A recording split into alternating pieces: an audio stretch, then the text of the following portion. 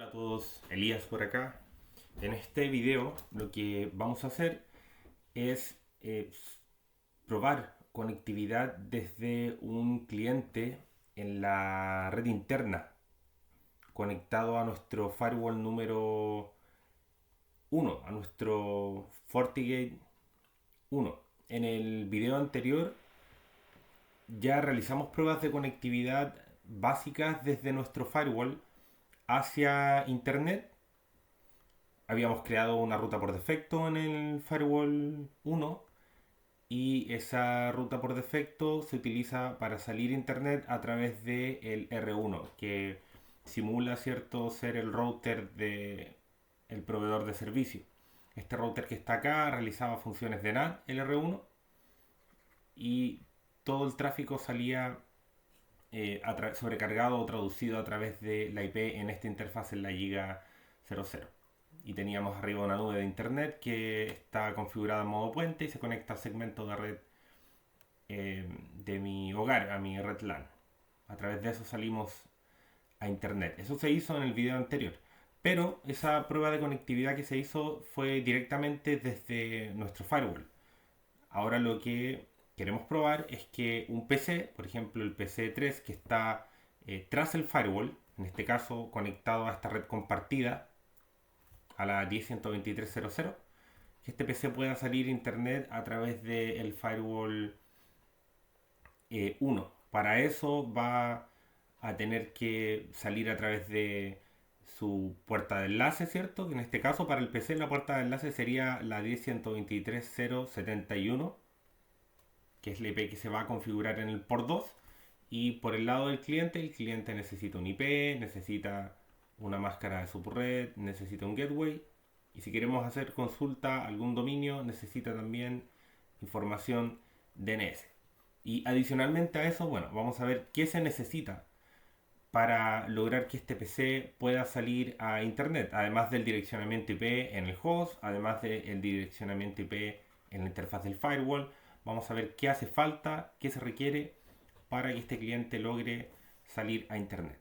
Por ende, lo primero que vamos a hacer acá es ir al cliente y vamos a configurar la IP 10.123.0.10, por ejemplo, con máscara 24. Y como gateway la 10.123.0.71, porque esa es la dirección IP que se va a configurar en el port 2 del firewall 1. Por ende, como gateway, el PC ocupa la 10.123.0.71, esa es su puerta de enlace.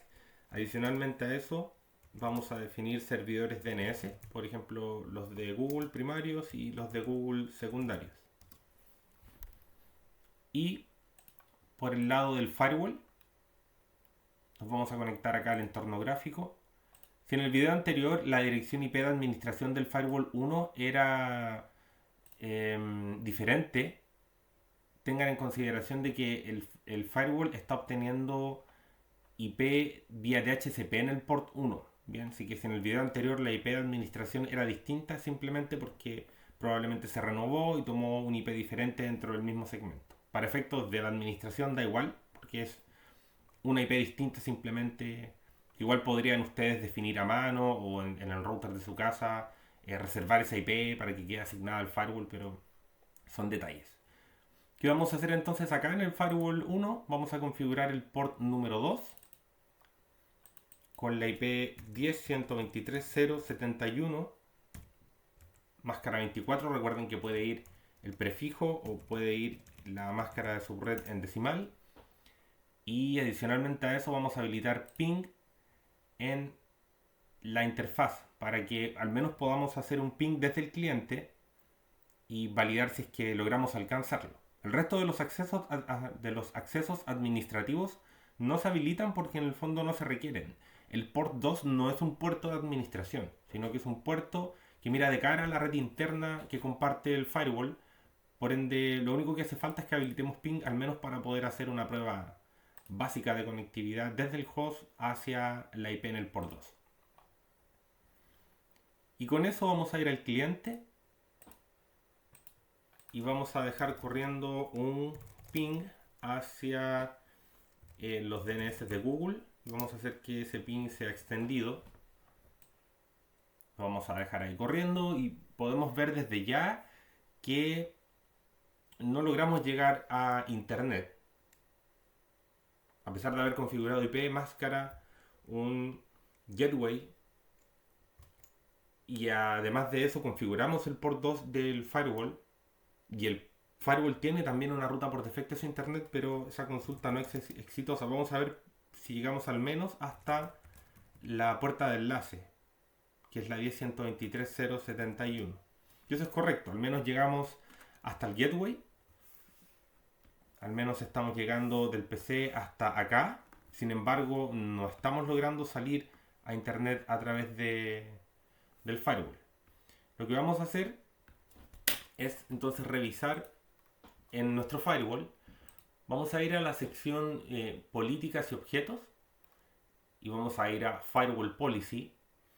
Y acá está la evidencia que nos permite identificar por qué el tráfico no sale a través del firewall. Esto es algo muy básico en dispositivos de seguridad, porque el firewall está enrutando claramente las consultas, pero el principal inconveniente es que no existe ninguna política que permita sacar el tráfico a internet, o que permita que se genere, que se procese comunicación desde el port 2 hacia el port 4. De hecho, en esta política de firewall implícita que existe, en la última sección aparece una pestañita que dice bytes, y existen 756 bytes que han generado coincidencia con esta política. ¿Por qué? Porque claro, es la única que existe. Y como nosotros estamos tratando de hacer pasar tráfico hacia internet, nuestra consulta se topa con esta única política de firewall que existe, que me está diciendo que desde cualquier origen hacia cualquier destino, por todos los servicios, el tráfico se está denegando. Bien, en los firewalls esta política es implícita, no la creó nadie, existe, viene por defecto y es el comportamiento por defecto de un firewall. O sea, denegar todo el tráfico, al menos que sobre esto yo creo alguna política que lo permita. Si por ejemplo actualizamos la pestaña acá, se fijan que la cantidad de kilos aumentó a 2.27 kilos, es porque ha existido más tráfico que se está generando, que coincide con esta política, que está en el fondo de cierta forma chocando con esta política que no está permitiendo que el tráfico pase. Si por ejemplo ingreso a esa política, no tengo ninguna opción de modificarla, porque es implícita y su función es denegar todo el tráfico que exista, que no coincida con alguna otra regla. Entonces cualquier interfaz de origen, por ejemplo, de entrada, cualquier interfaz de salida, desde cualquier IP origen hacia cualquier IP destino, la acción es denegar el tráfico. Y acá existe información que indica cuándo fue la última vez que se utilizó esa política, y, la última vez y la primera vez que se utilizó, en el fondo hace 2 minutos atrás. Claro, y el contador de kilos sigue aumentando porque siguen existiendo coincidencias y nosotros seguimos generando tráfico con una consulta a un pin extendido. Bien. Esto solamente para que se evidencie el comportamiento por defecto del firewall. Los contadores se pueden limpiar desde acá, clear counters, y el contador queda en 0, pero probablemente si refresco la pestaña va a volver a aumentar porque seguimos generando tráfico desde acá. Para resolver esto, ¿qué hacemos?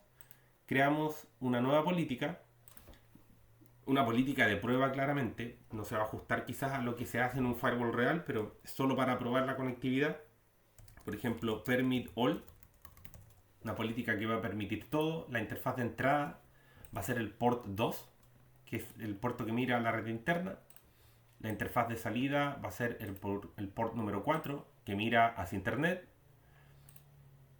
El origen, acá podríamos definir, por ejemplo, una dirección específica, una subred específica, una dirección que esté nombrada, que contenga un IP, pero que en el fondo esté creado como un objeto y tenga un nombre, un usuario o algún servicio de internet, que son configuraciones avanzadas, pero dentro de lo básico, acá existe una opción predefinida, una dirección que se llama all y que contiene en el fondo cualquier subred con cualquier IP. Bien, si la selecciono, voy a estar permitiendo dentro de esta política cualquier origen hacia cualquier destino. La opción de schedule programa la política en el fondo para que yo pueda hacer que funcione en un cierto día específico, en un rango horario específico. Por ahora la vamos a dejar en always, que engloba en el fondo todos los días de la semana y todo en cualquier horario. Servicio, puedo definir el servicio específico que quiero que afecte a esta política. Por ejemplo, están separados por categoría: HTTP, HTTPS, servicios de file access como FTP, Samba, TFTP, servicios de email, servicios de red relacionados a autenticación, acceso remoto, a tunelización, VoIP, mensajería, etcétera. Pero en este caso vamos a definir todos los servicios. La acción de esta política queremos que permita el tráfico. Y abajo tenemos la opción de NAT. ¿Qué va a hacer esto? Que adicionalmente a permitir el tráfico, desde el port 2 hacia el port 4, por cualquier origen, hacia cualquier destino, por todos los servicios, va a aplicar dentro de la política una función de NAT. En este caso, este NAT que está habilitado va a estar sobrecargado en la IP que se configure en la interfaz de salida. O sea, sobre la IP en el port 4. O sea, la IP de origen se reemplaza, se remueve la información de origen que en fondo corresponde a la red 10.123.0, 0x en este caso el PC010, y se remueve esa información y se cambia por la IP configurada en la interfaz de salida. O sea, la IP de origen va a cambiar a la 23.1.2.71. Eso es lo que está haciendo el NAT en el fondo. Hay otras funciones de NAT acá que pueden utilizar un pool de IPs dinámico, pero en este caso por defecto la configuración utiliza la IP en la interfaz de salida. O sea, se está generando una función de NAT acá en el firewall 1 y también se está generando un NAT acá en el R1. Se están traduciendo las direcciones IPs de origen en el fondo en cada caso.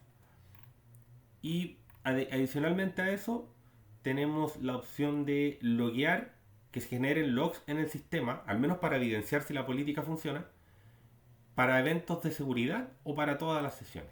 Si coloco todas las sesiones, al menos vamos a poder evidenciar que cuando exista un match en la política, nos va a mostrar esos logs en la sección Logs and Report, que vamos a ver luego. Y luego la política puede crearse, pero puede mantenerse deshabilitada. Pero en este caso la vamos a dejar habilitada. Voy a pulsar OK. Y si vamos al cliente, de inmediato podemos ver de que la consulta ya se está llevando a cabo de forma correcta. Y si actualizamos, por ejemplo, el contador o la sección de Firewall Policy, podemos ver que existe coincidencia con esa política. Y esta es la mejor forma de saber cuando una regla que se crea funciona. Está a la vista, yo no configuré nada, esta sección aparece por defecto y me permitió ver que en un principio la política por defecto hacía match porque era la única que existía y estaba denegando el tráfico, y que ahora hay una nueva política sencilla que está permitiendo todo el tráfico desde el port 2 hacia el port 4 y sigue haciendo coincidencias. Bien, si quisieran volver a probar desde cero, pueden limpiar el contador. Si quieren ver el detalle, ingresan a la política y al costado derecho tienen la cantidad total de kilos y el ancho de banda actual que se está utilizando en relación a esa política. Está la opción de limpiar los contadores también, etc. Adicionalmente a eso, pueden, por ejemplo, ir a Logs and Report, Forward Traffic, y acá podemos ver de que como al interior de la política habilitamos que se generaran logs para todas las sesiones que afecten a esa política, nos aparece la IP de origen, la 10.123.0.10, que es la IP del PC, y el destino, que son los servidores DNS de Google. ¿Y por qué políticas están siendo afectados? O sea, el tráfico se permitió, ¿por qué? Porque estaba siendo afectado por una política que se llama Permit All. El 1 es porque es el Policy ID. Todas las políticas tienen un número. Si volvimos a la sección de Policy and Object, Firewall Policy, la política Permit All, al colocar el mouse encima, aparece un ID.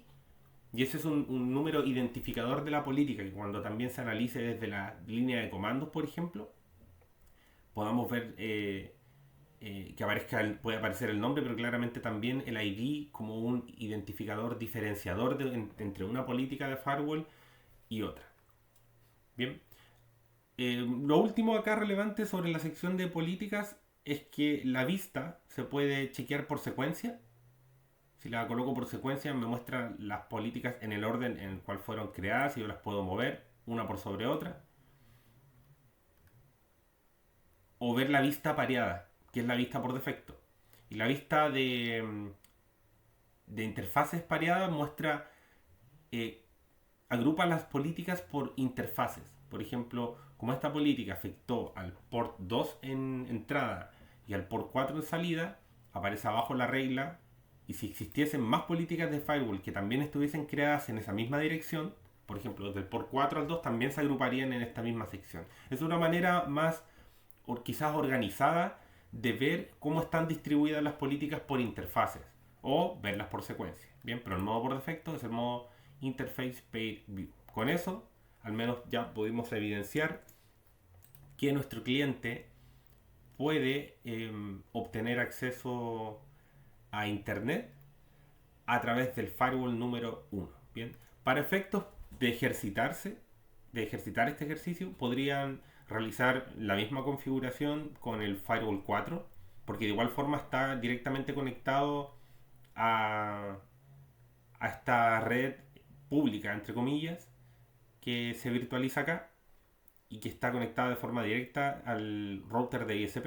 Entonces pueden configurar el port 4 de cara a la red WAN, el port 2 de cara a la red LAN, una ruta por defecto hacia internet que ocupe como siguiente salto la 23121, que es la IP del R1, y luego de eso crear una política de firewall básica que permita el tráfico para que este PC que está acá pueda salir internet a través de él. Bien, así que les dejo esa opción para que puedan realizar esa prueba y espero que este contenido haya sido útil. Así que gracias por ver el canal.